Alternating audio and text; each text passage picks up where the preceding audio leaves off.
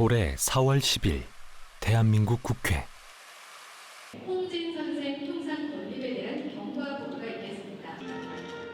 이곳에 특별한 손님이 찾았다. 바로 임시의정원의 마지막 의장 만호 홍진 선생이 지니고 있던 국세가 유족에 의해 국회에 기증된 것이다.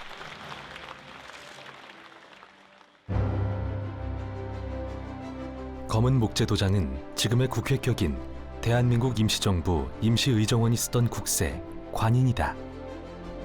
이것은 또한 100년간 긴 유랑을 마친 임시정부의 국세가 드디어 제자리를 찾았다는 뜻이기도 하다. 100년의 시간이 흐른 뒤 임시정부의 주인을 찾은 국세. 과연 어떤 의미일까? 대한민국이라는 공동체, 처음부터 민주와 함께 공화라는 토대 위에서 출발했다. 대한민국 100년. 그것은 바로 지금으로부터 1919년 3.1운동 이후 수립된 임시의정원과 임시정부가 마련한 임시연장 제1조 대한민국은 민주공화제로 함으로부터 출발하였다.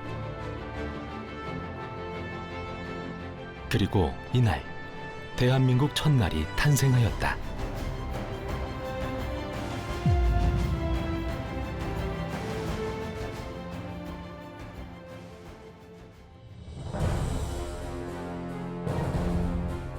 (1918년) 제1차 세계대전은 연합국의 승리로 막을 내렸다. 그리고 세계는 새로운 질서를 필요로 했고 신흥 강국들은 패권을 장악하기 위해 빠르게 움직이기 시작했다. 이에 1919년 1월부터 전승국들의 강화회의가 파리에서 예정되었다. 이 강화회의의 기본 원칙은 미국 대통령 윌슨이 제창한 14개조의 평화 원칙이었다. 그래서 1차 세계대전이 끝난 뒤에 당시 1차 세계대전의 패전국이었던 독일이라든가 오스트리아의 지배하에 있던 여러 그 약소민족들이 있었는데 그 약소민족들을 그들의 의견에 따라서 독립을 시켜줘야 된다라고 하는 것이 이제 바로 민족 자결주의입니다. 그런데 미국의 윌슨 대통령이 이 이야기를 1918년 그 1월에 미국 의회에서 연설을 하면서 처음 했는데 그때 좀 애매모호하게 꼭 그 유럽의 민족에만 국한한다는 그런 표현은 하지 않았고 마치 전 세계의 약소민족에도 적용이 될 수 있는 것처럼 이렇게 이야기를 한 것입니다. 독립운동가 여운형은 이 회의를 독립할 수 있는 기회로 받아들였다. 그는 나라 안팎에서 활약하던 독립운동가들을 파리 강화회의에 참석시키기 위해 노력했다. 한국 문제를 상정시키려는 방안을 세우고 대표를 보내려는 시도였다. 여운형이 미국 특사를 마음대로 만날 수가 없잖아요. 그래서 그 당시에 중국의 대표로 파리 강화회의에 파견되는 그 왕정정이라고 하는 사람을 찾아가서 찰스 크레인을 만나게 해달라. 그래서 여운형이 찰스 크레인을 만나요. 그때 만났을 때 우리 한국이 일본한테 나라를 빼앗겨서 식민지 지배를 받고 있는데 우리도 파리 강화회의에 참석할 수 있냐. 엄격하게 얘기하면 못 참석하죠. 찰스 크레인이 한국은 참석할 수 없다. 그래야 되는데 엉뚱하게 한국도 참석할 수 있다. 만일에 내가 참석한다고 하면 내가 개인적으로 도와주마. 하지만 일제의 감시를 뚫고 파리 강화회의에 참석하기는 어려웠다.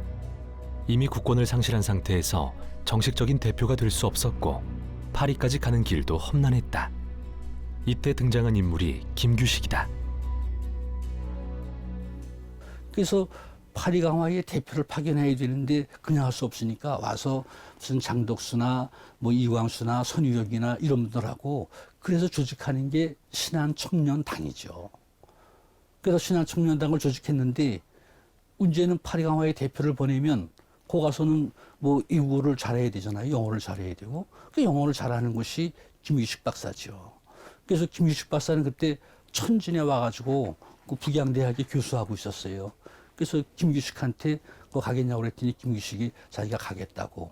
그래서 이제 신한청년당 대표로 김규식을 파리 강화회의에 보내는 거죠. 신한청년단은 영어에 능통한 김규식을 파리 강화회의에 참석시키고 여운형이 측면에서 이를 지원하기로 했다. 여운형은 독립의 의지를 담은 서한을 보내거나 당시 승전국의 지위를 가지고 있었던 중국을 통해 김규식의 파리행을 이끌어냈다. 그는 재정적 지원은 물론이고 신한청년당이라는 해외 독립운동 단체를 조직, 이를 통해 김규식의 파리행과 이후 활동을 지속적으로 지원했다. 파리 강화회에 가서 한국 문제를 그 강화회의에 어떻게 제출하느냐. 그래서 우리 한국이 일본한테 나라를 뺏겼는데 한국 사람들을 나라를 찾기 위해서 이와 같이 독립을 원하고 또 독립을 원하는 행동을 위해서 지금 독립운동을 하고 있다. 라고 하는 것을 파리 강화회의에 제출해야 되잖아요. 바로 그 파리 강화회의에 한국 사람들은 독립을 원하고 있다. 또 이렇게 독립운동을 하고 있다. 라고 하는 것을 제출하기 위한 것이 바로 선언서죠. 하지만 미국이 우리의 입장을 들어줄 리 만무했다. 그러나 이 소식은 해외는 물론이고 국내의 독립운동가들에게 또한 국민들에게 전해졌다. 그리고 마침내 1919년 2월 8일 일본 도쿄 YMCA 강당에서 일본 유학생들을 중심으로 한 28 독립선언이 발표된다.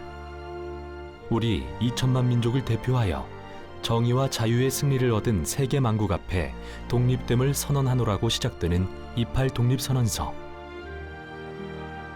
한일 합방이 한국민의 뜻에 반하는 것인 만큼 일본은 한국을 독립시킬 것, 미국과 영국은 일본의 한국 합병을 솔선승인한 죄가 있으므로 속죄의 의무를 질 것 등을 선언했다. 28 독립선언을 준비했던 학생들은 당시에 독립선언서뿐만 아니라 조선 민족들의 어떤 민족대회 소집 청원서라는 것을 일본 정부에 또 일본어로 써서 제출을 했습니다. 다시 말하면 조선 민족이 스스로의 운명을 결정할 수 있는 민족대회를 소집할 수 있도록 허가해달라고 하는 그런 청원서를 냈고, 또 이제 그 독립선언서라고 하는 것을 당시 이광수가 작성해서 백관수라든가 이런 사람들이 이제 손을 모아서 최종적으로 결정한 그런 선언서를 만들었습니다. 그리고 2월 8일 날 오후 3시에 학생들이 모였을 때 이제 당시 이제 유학생 대표가 나아가서 거기에서 그 독립선언서를 읽었고, 또 그 독립선언서를 좀 크게 써서 비단에다가 크게 써가지고 그것을 이렇게 무대 위에 크게 내걸고서 그것을 선언서를 낭독한 것이죠. 이때 대표자들이 잡혀갔지만 일본은 이 독립선언식으로 인정하기 싫어합니다. 그것 자체가 사실 부담스러운 일이거든요. 식민지가 독립을 꾀했다라는 사실은 사실 제국 차원에서는 좋지 않은 일이니까요. 그래서 나중에 이 학생들에게 처벌이 내려졌을 때도 상당히 약한 처벌이 내려집니다. 보통은 내란죄 아니면 소요죄 이런 식으로 좀 강한 처벌을 할 수 있는 법을 적용할 법도 한데, 이들한테 적용된 거는 출판법이라고 해서 허가받지 않은 출판물을 만들었다라는 죄, 그러니까 독립선언서를 허가받지 않고 만들었다는 죄를 적용해서 처벌을 하게 되죠. 한국인 유학생들은 독립선언서를 여러 나라 대사관과 일본 언론, 조선총독부 등에 보냈다. 본단은 일한병합이 오족의 자유의사에 출하지 아니하고 오족의 생존과 발전을 위협하고 또 동양의 평화를 요란하는 원인이 된다는 이유로 독립을 주장함. 비록 조선청년 독립단의 독립선언은 실패로 끝났지만 독립운동가들과 일반 백성들에게 커다란 깨달음을 전했다. 이렇게 백성들의 독립에 대한 열망이 커져갈 즈음 커다란 전기를 마련한 사건이 벌어진다. 바로 1919년 1월 21일 고종이 갑자기 승하한 것이다. 한간에는 고종이 독살됐다는 소문이 퍼졌다. 당시 매일신보에는 고종이 뇌일혈로 사망했다고 밝혔지만 백성들 사이에서 독살설은 끊이지 않았다. 백성들은 분노했고 고종의 승하에 대한 의문은 계속해서 커져만 갔다. 3.1운동의 가장 직접적인 원인 중에, 배경 중에 하나였던 것은 바로 고종의 죽음입니다. 고종이 1919년 1월 21일에 갑작스럽게 죽는데요. 그 죽음에 대해서 조선총독부는 하루 정도를 더 늦춰서 발표를 하게 됩니다. 상당히 의심스럽죠. 무슨 일이 있었길래 하루를 늦게 발표했을까? 그래서 그 죽음에 대해서 많은 설왕설래가 당대부터 발생합니다. 그리고 3월 3일 고종의 인산일에 맞춰 전국에서는 장례식을 보기 위해 사람들이 몰려든다. 독살설이라는 소문이 퍼져서인지 사람들의 행렬은 끝이 없었다. 그리고 이 시기에 맞춰 한쪽에선 은밀한 움직임이 시작되고 있었다. 먼저 시작은 천도교 쪽이었다. 그리고 또 일본에서 다시 한번 한국으로 유학생이 건너오게 됩니다. 28 독립선언을 준비하던 대표자 중에 송계백이라는 학생이었는데요. 그는 이광수가 만들었던 독립선언서 초안을 들고 국내로 잔입해서 그것을 자신의 스승이자 유학 선배였던 현상윤, 채린 등과 공유하게 됩니다. 그것이 천도교계의 독립선언서 준비 작업의 시초가 되죠. 이미 천도교에서는 오래전부터 동학운동의 연장선상에서 전국민적인 독립운동을 준비하고 있었다. 그리고 기독교, 불교 등 다른 종교단체와의 연대를 도모하던 중이었다.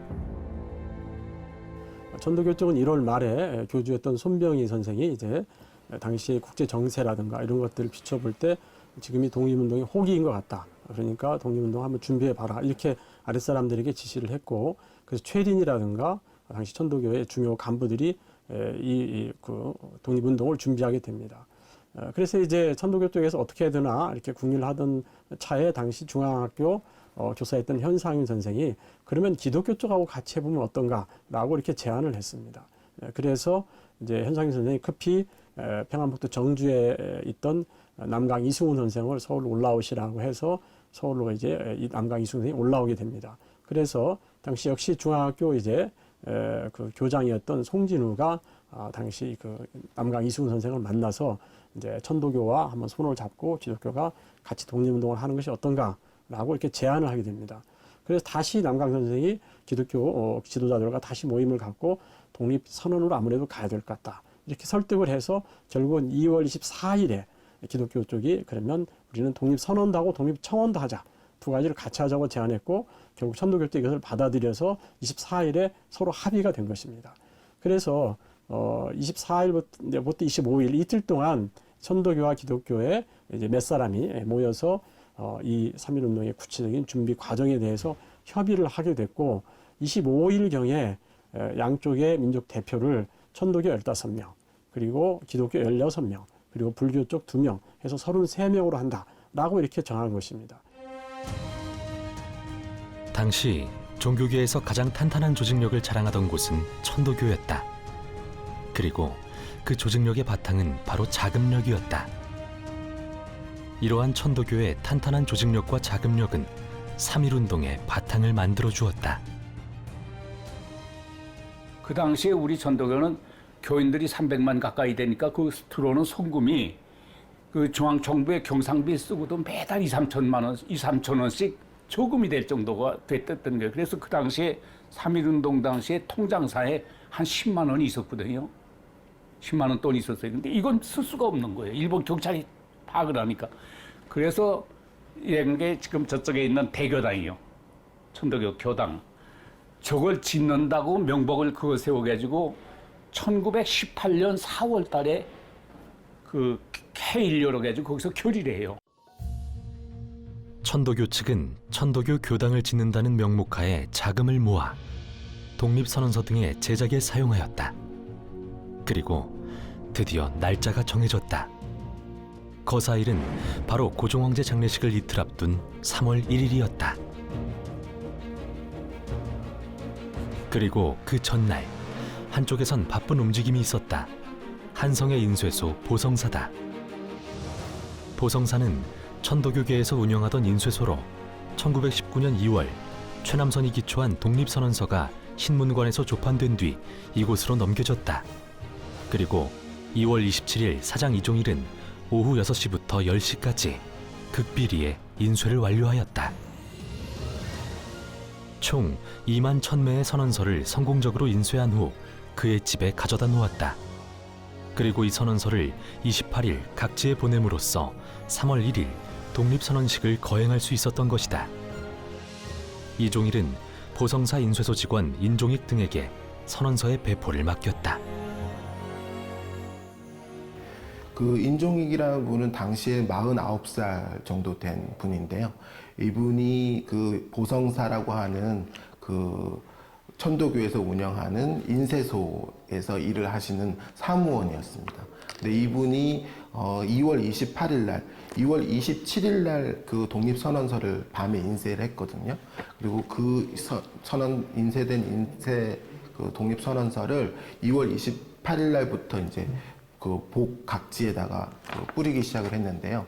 2월 28일 날 인종이란 분이 그 천원서 한 2,000부 정도를 들고 그 전라북도 전주로 내려가서 전주에 있는 그 천도교 교구에다가 전달을 했습니다. 그래서 약 1,700부 정도를 전달을 했다라고 얘기를 하고요.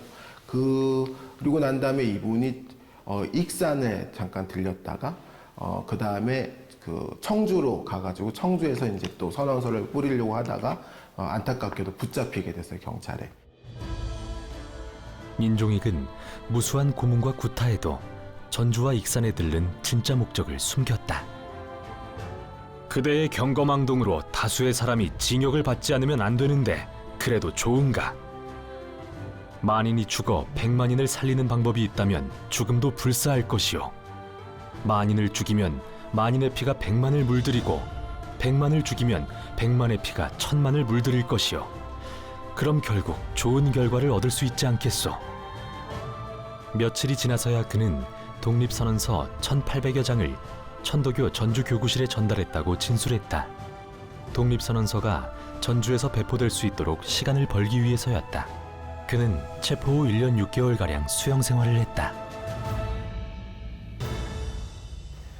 가장 이제 재밌다고 할 수 있는 상황은 뭐냐면 조선 총독부가 그 3월 1일 2시까지도 전혀 그 독립운동이 준비되고 있다는 상황을 예측하지 못하고 전혀 알지 못했다라고 하는 거거든요. 그날 2시, 그러니까 그날 아침, 3월 1일 아침에 이제 새벽에 그 서울 각지에 선언서가 뿌려졌어요. 학생들이 막 동네 방네다 다 뿌렸기 때문에. 그래서 그 선언서들을 그 입수를 한 게 이제 새벽이에요. 그래서 이제 그 경찰들이 그 독립선언서를 보고는 이게 진짜인지 모르겠으니까 다 최고 지휘관까지 다 보고를 했던 거고요. 그 보고 끝에 이제 이 선언서를 봤더니 이제 이름 써 있고 막 독립선언 하겠다라고 써 있는데 이게 진짜인지 아닌지 모르겠으니까 이거를 일단은 그 조사를 해보자 해서 그 각 그 선언 말미에 써 있는 민족 대표 33인 그의 집에다가 경찰을 보냈다고 합니다. 근데 경찰을 보냈더니 벌써 집에 다 사람들이 비어 있다는 거죠. 그러니까 정말 진짜일 수도 있겠구나. 그리고 드디어 날이 밝았다. 1919년 3월 1일 낮 2시 서울 인사동 명월관 지점인 태화관에서 독립선언서에 서명한 33인 중 29인이 참여한 자리가 마련됐다. 그리고 긴장된 분위기 속에서 간략한 독립선언식이 거행되었다. 먼저 불교계 대표로 서명한 한용운이 일어나 독립선언을 알리는 식사를 한 다음 그의 선창으로 대한독립만세를 제창하였다. 하지만 이 33명이 한자리의 뜻을 모으기까지는 많은 우여곡절이 있었다. 기독교계와 천도교계가 처음부터 같이 3.1운동을 준비했던 것은 아닙니다. 각각이 따로 움직였고 여기에 또 학생들도 따로 움직이고 있었습니다. 국내의 학생들이요. 근데 그런 것들이 3월 1일을 10여일 앞둔 2월 20일 경부터 급속도로 하나로 통일되게 되었습니다. 그 이유는 독립선언서를 집합적으로 하나의 대표적인 것으로 제출하는 것이 중요하다는 것에 대해서 의견이 일치했었고, 그리고 대표성을 갖는 데 있어서 각자가 가진 한계도 뚜렷했기 때문입니다. 천도교도 그렇고 기독교도 그렇고 불교도 그렇고 종교적인 대표성을 가질지 모르겠지만 민족의 대표라는 것에는 사실 그렇게 큰 힘을 원래는 갖지 못하는 집단들이었죠.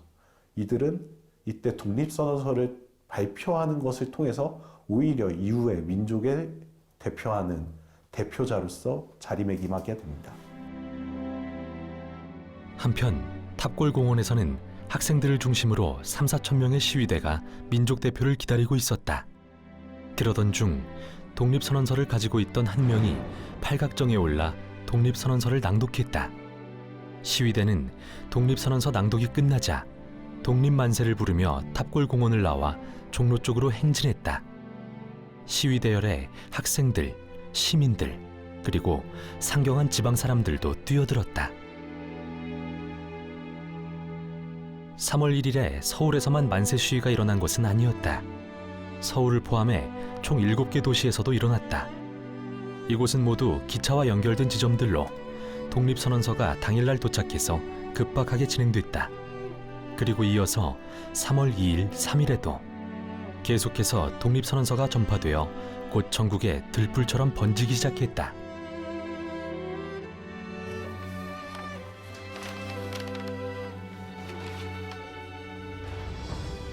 (3.1운동에) 대한 조선총독부의 기록은 소요일람지도라는 이름으로 남겨져 있다. 이 지도는 지금 현재 제목이 소요일람지도라고 되어 있습니다.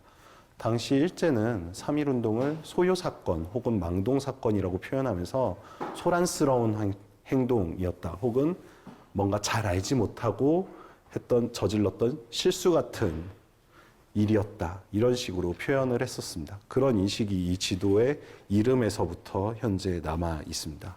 여기 1919년 4월 30일 조선총독부에서 제작한 지대로 극비로 처리된 지도입니다. 그리고 이거는 이제 일제 측에서 작성한 거기 때문에 어느 정도의 당시의 정확성을 지니고 있으면서도 의도적인 누락 같은 거를 일부러 한 측면이 있습니다. 이제 만세 시위가 이제 정말 크게 일어났던 지역에서는 수천 명, 수만 명이 한꺼번에 만세를 불렀지만 또 어떤 지역에서는 되게 게릴라성으로 적게는 3-4명에서부터 50명 사이의 사람들이 잠깐 만세를 부르고 흩어지고 이런 식으로 처리됐던 지역들도 있습니다. 근데 그런 것들은 다 이 지도에서 삭제가 돼 있다라고 아시면 되겠습니다. 그렇기 때문에 실제로 만세가 일어났던 것에 비해서 훨씬 적게 그려질 수밖에 없는 거죠.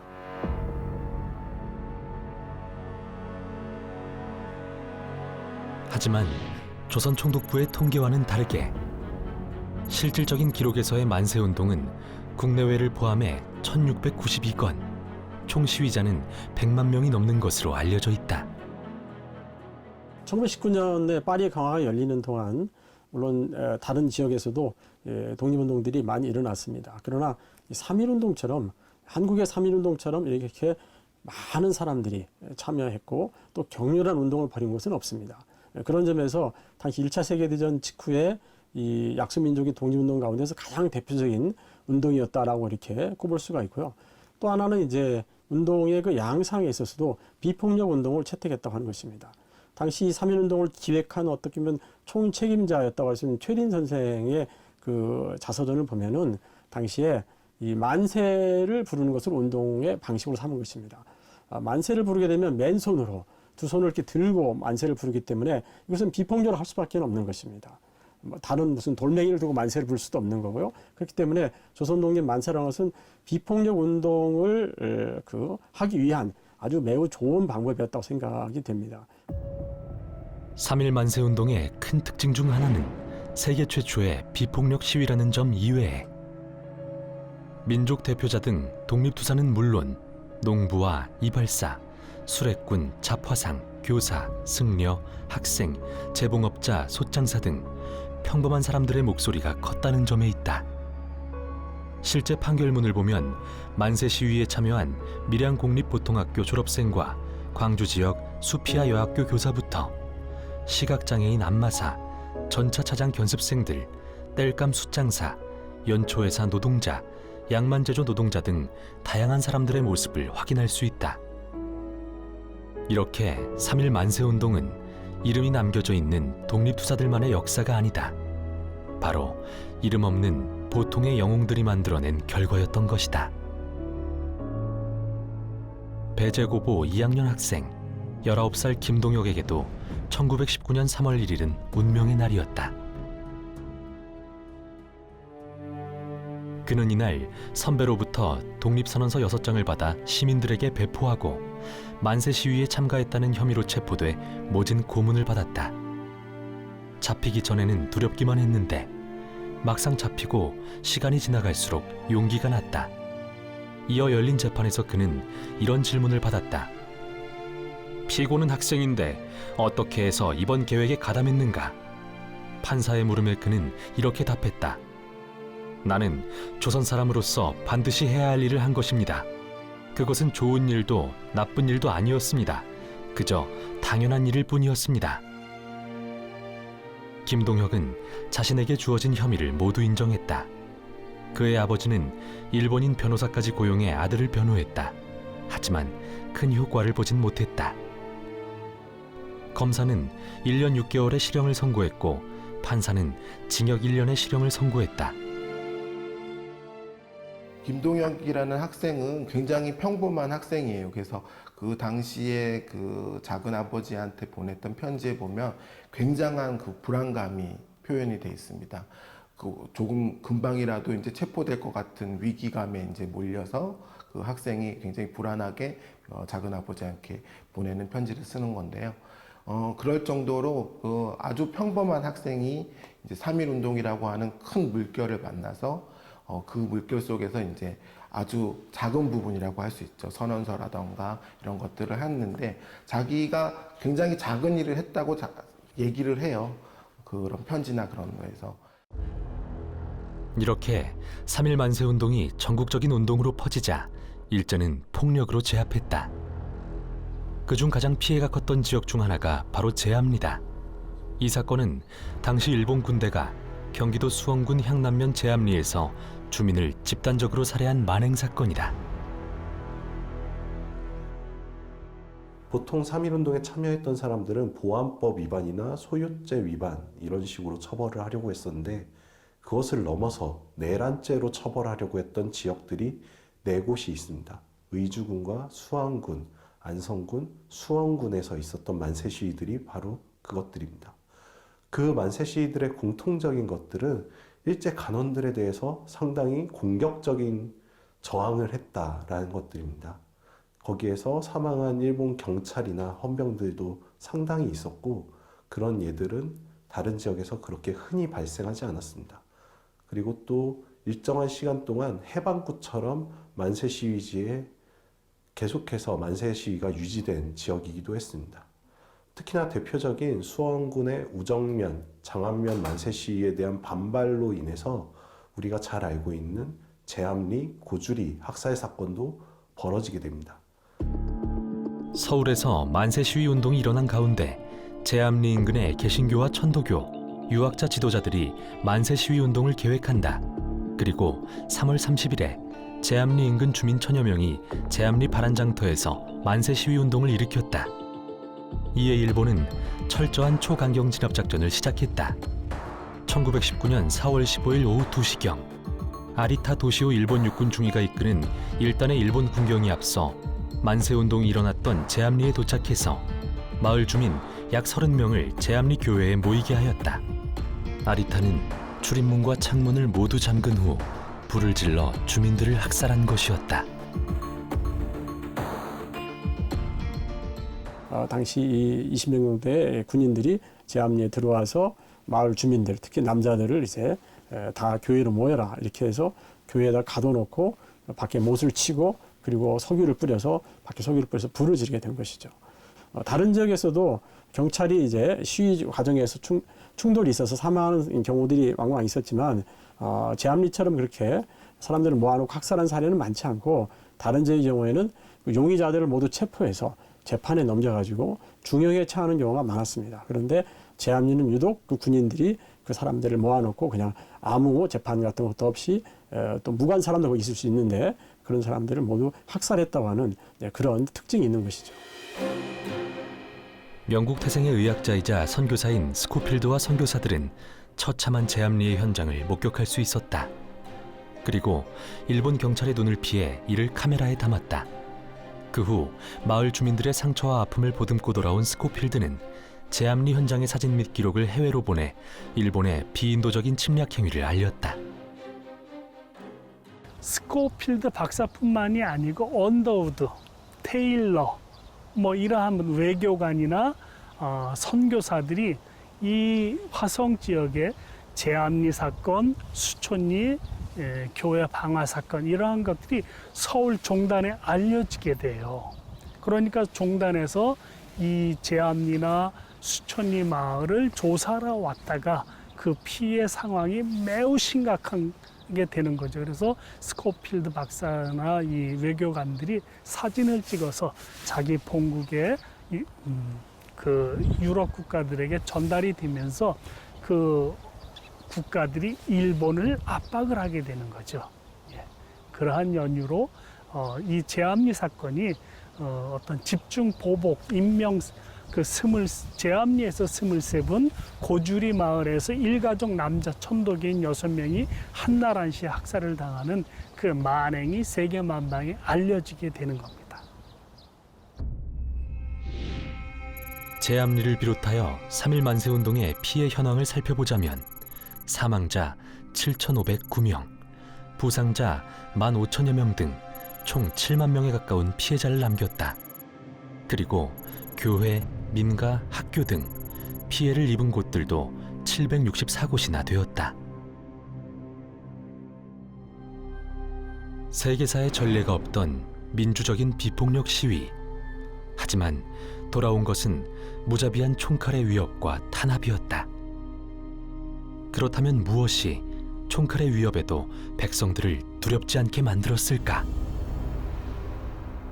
3.1 만세 시위운동이 서울에서 시작해가지고 각 지방으로 퍼져서 적어도 3, 4, 5월 동안 계속되잖아요. 또 일본 경찰, 헌병들이 탄압을 해도 만세 시위운동이 그치질 않죠. 이제 그랬던 이유가 여러 가지가 있는데 이제 그 중에 하나가 우리 한국인의 독립 의지죠. 그러니까 3.1 독립선언서처럼 우리는 일본의 식민지 지배를 부정한다, 인정하지 않는다. 우리는 독립국이다. 그래서 우리가 독립돼야 되겠다고 하는 그런 의지들이 강한 것이 하나고, 또 이제 그 1919년에 고종이 승하하는 일이 있잖아요. 고종이 승하했다고 하는 데 대해서 그 일본이 독살했다라고 하는 것들이 퍼지죠. 이제 그때까지만 해도 일반 국민들의 정신이라고 하는 것이 자기국 군주에 대한 그런 것이 있죠. 비록 3.1 운동이 독립으로 이어지진 않았지만 민중들의 목소리는 국제적으로 널리 알려졌다. 이 사건을 계기로 세계인들의 조선에 대한 인식이 달라지게 된 것이다. 그리고 만세운동은 법적으로도 매우 중요한 의미를 가진다. 이 사건은 일본 제국주의 통치에 대해 반발한다는 민족적 합의가 이루어진 사건이다. 따라서 민족의 합의에 의한 정부 수립의 근거와 공화제의 보편화 확립에 의의를 둘 수 있다. 공화주의 자체가 3.1 운동 때 처음 나온 건 아니고요. 이것보다도 20년 전에, 그러니까 독립협회 때 그 의회를 만들자는 주장이 나왔거든요. 그러니까 의회를 만들면 황제의 권한이 축소된단 말이죠.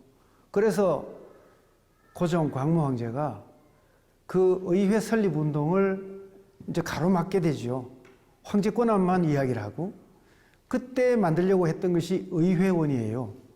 그러니 이미 입헌 군주정일지라도 국민의 대표를 뽑아서 의회를 구성하자는 공화주의 운동이 시작된 것이죠. 그러니까 20년 전에 시작되었다가 스스로 하지 못하고 나라 망한 뒤에, 그때는 우리가 새로 세울 정부는 당연히 공화정이어야 한다, 공화주의여야 한다 하는 것이 바탕에 깔려 있는 것이지 3.1 운동 때 탁 튀어나온 것은 아니다.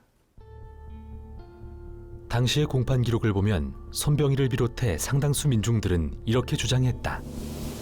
독립 후 어떤 나라를 세울 것이냐. 공화 정치는 세계의 대세이다.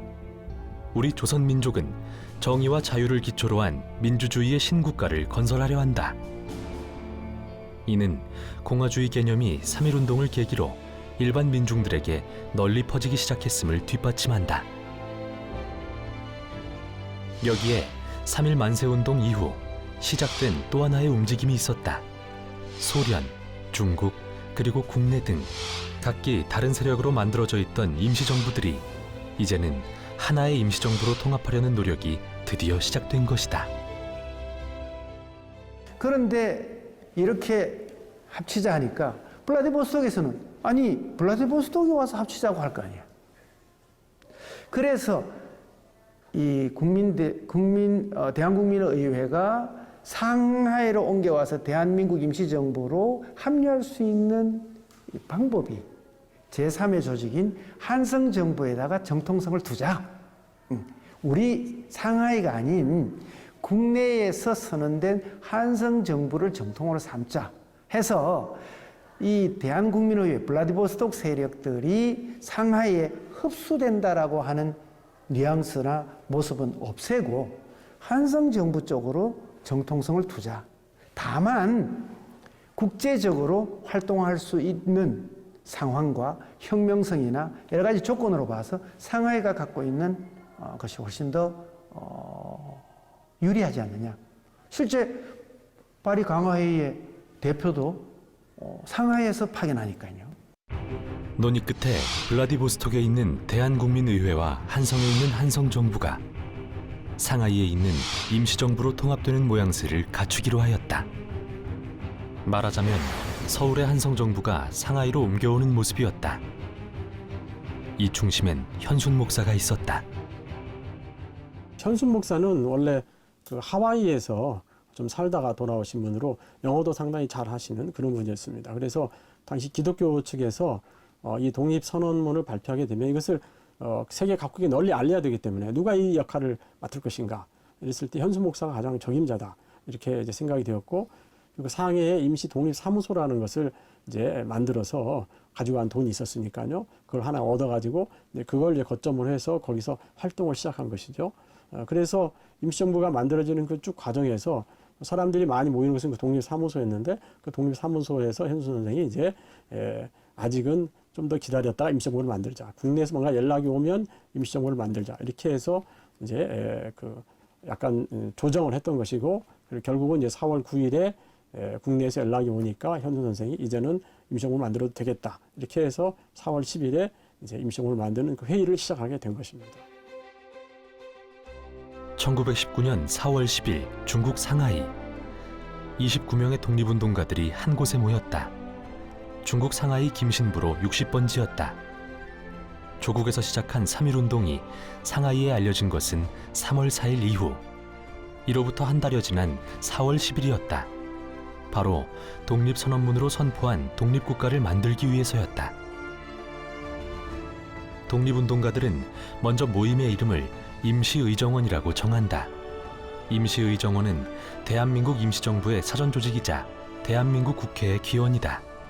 임시의정원은 우리나라 역사상 최초로 주권제민과 삼권분립의 민주공화정제를 헌법에 반영했으며 의회 민주주의제도 성립에 기여했다고 평가된다. 초대 의정원 의장은 이동령, 부의장은 손정도가 맡았으며 이승만을 국무총리로 해 국무원, 즉 대한민국 임시정부의 행정부를 구성했다. 이후 의장직은 조소왕, 여운형 등이 수행했다. 의원의 자격은 대한민국 인민으로 중등교육을 받은 만 23세 이상 된 자로 했다.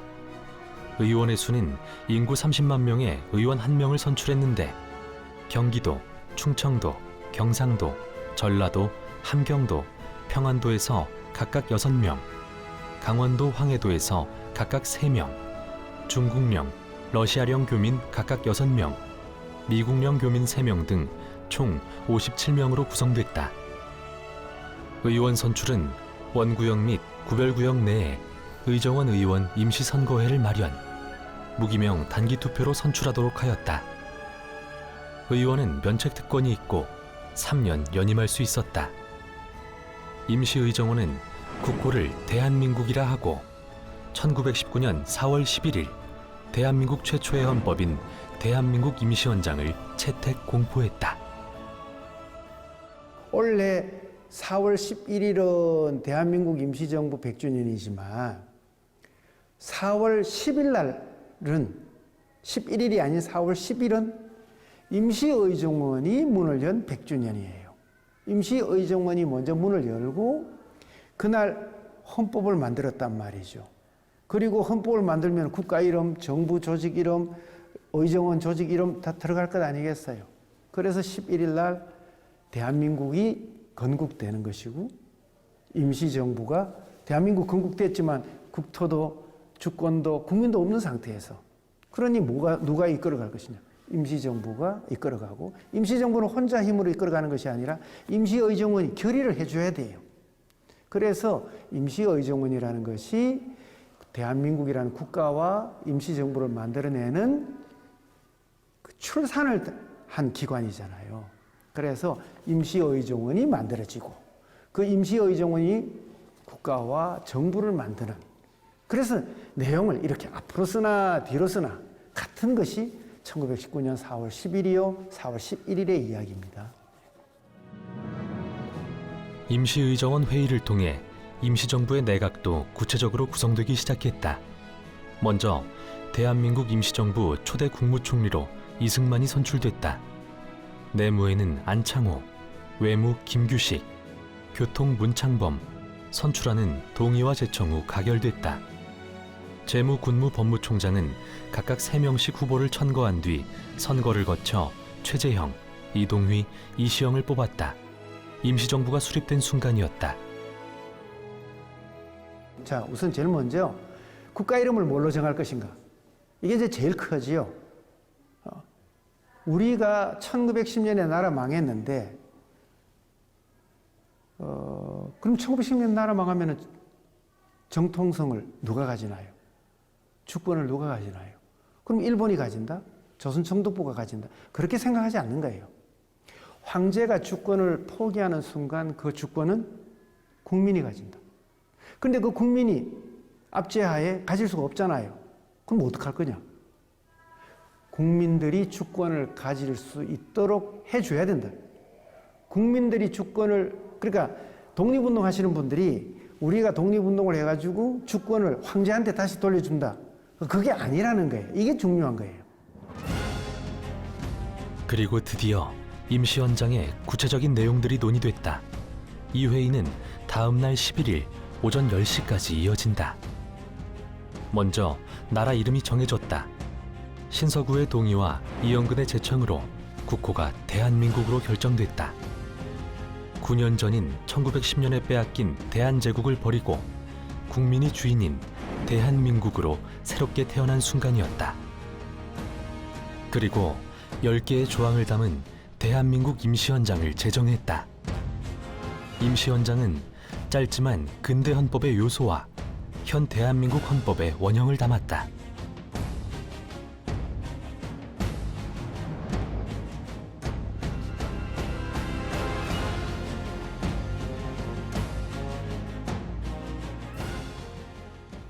대한민국 임시정부가 1919년 4월 11일 날 수립될 때 헌법을 제정하죠. 그 헌법 이름이 대한민국 임시헌장이고, 그 최초 헌법은 조항이 10개 조항이었습니다.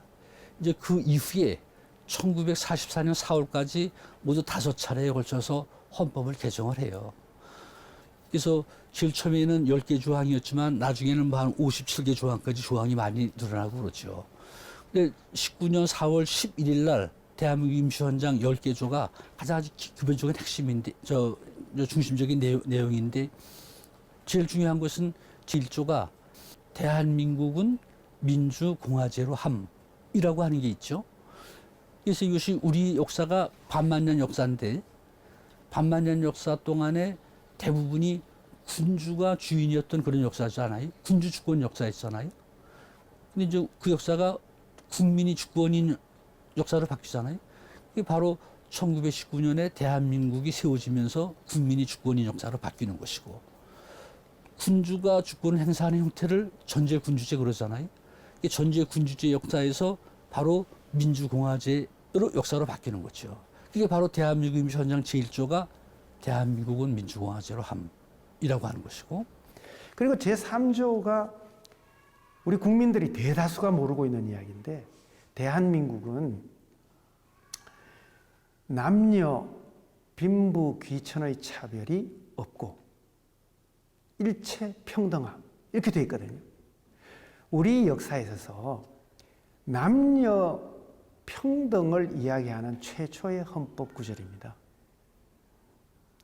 이것은 헌법으로 명문화했다는 것 선에서 끝나는 것이 아니고, 실제로 임시의정원에 여성 의원이 등장하거든요. 1922년에 김마리아 여사로부터 1942년에 저 충칭에서 보면 방순희 여사가 의정원에 의원으로 등장을 하거든요. 이것은 무엇을 의미하느냐? 전 세계 역사에서 여성이 참정권을 갖고 심지어 피선거권을 갖고 의원이 되는 아주 선진적인 사례예요. 그래서 임시정부의 역사는 굉장히 진보적입니다. 특히 김마리아는 28 독립선언 주요 인사 중 하나로 독립 열기를 국내에 전파한 인물이다. 상하이 임시정부에서 여성도 참정권과 피선거권을 갖는다라는 규정을 두고 있었는데, 그러한 실천을 최초로 이룩한 인물로서 임시의정원 의원으로 선출돼서 활동을 했었다. 이후 미국으로 힘들게 유학 생활을 했지만 한시도 조국 독립의 염원을 버리지 않았다. 그리하여 김마리아는 1928년 2월 12일 황해덕, 박인덕 등 미국에 유학 중인 여학생들을 중심으로 여성 독립운동 단체인 근화회를 조직. 이 회의 회장으로서 회원들과 함께 조국 광복의 대업을 촉진하기 위하여 재미 한인사회의 독립운동을 적극적으로 후원했다. 우리나라 최초의 여성 의원이었던 셈이죠. 그런 독립운동가였기 때문에 3.1운동과 관련해서 우리가 현재는 유관순 열사라는 엄청난 일제 탄압에 의한 희생, 그리고 매우 숭고했던 그런 독립의지로만 해석하는 인물이 좀 더 부각되고 있고 기억에 남는 아쉬움이 있는데, 사실 김마리아 여사와 같이 여성 정치 주체로서 활동하고자 했던 적극적인 여성상으로서 다시 한번 기억해주면 더 좋지 않을까라는 생각이 듭니다. 이렇게 임시정부가 수립된 지 100년. 지금 우리가 임시정부에 주목해야 하는 이유는 크다. 바로 대한민국의 진짜 주권자로서 국민의 자부심을 재확인하고 민주독립국가를 이뤄낸 민족사의 주인으로서 당당히 설 수 있었던 시작이 바로 그 100년 전에 시작되었기 때문이다. 그렇다면 2019년 우린 어떤 대한민국 임시정부 100주년을 기억하고 기념해야 할까? 100년 전에. 그런데 그분들은 지하에서 아실지 모실지 모르지만 지금 우리 눈으로 보면 그 이름대로 왔잖아요. 그렇다고 한다면 우리 국민들은 이 역사 속에서 앞으로 100년을 내다보면서 오늘 어떤 발걸음을 내디뎌야 할까? 남들은 야 그게 100년 뒤에 되겠어? 라고 하더라도 어떤 길을 우리가 가야 할 것인가? 어떤 비아냥 국제적인 이야기가 나오더라도 한 발 턱 내딛는 그 창조적인 발걸음, 그것을 이분들의 그날 밤새워서 열기를 토했던 그 정신에서 배워야 하지 않겠나. 대한민국이 언제 건립됐나? 그 바로 우리가 국민이 주권을 갖고 민주공화제 시대가 되고 대한민국이라고 하는 국가가 건립된 것이 바로 1919년 3.1 독립선언, 대한민국 임시정부를 통해서 그렇게 역사가 바뀐 것이죠. 그래서 우리가 100주년을 기념해야 되는 것은 대한민국이라고 하는 나라가 세워진 지 100년 되는 해다. 또 국민이 우리 역사에서 국민이 국가의 주인 노릇하게 된 지가 100년 된다. 전제 군주제 역사에다가 민주공화제 역사에서 살게 된 지가 모레가 100년 되는 해다. 라고 하는 것을 알고 기념해야겠다. 그런 생각입니다. 대한민국이라는 나라가 세워진 지 100년. 오늘을 위해 많은 사람들이 투쟁을 했고 몸을 바쳐 희생했다. 이미 잘 알려진 독립운동가도 있었지만 대부분 무명의 평범한 사람들이었다.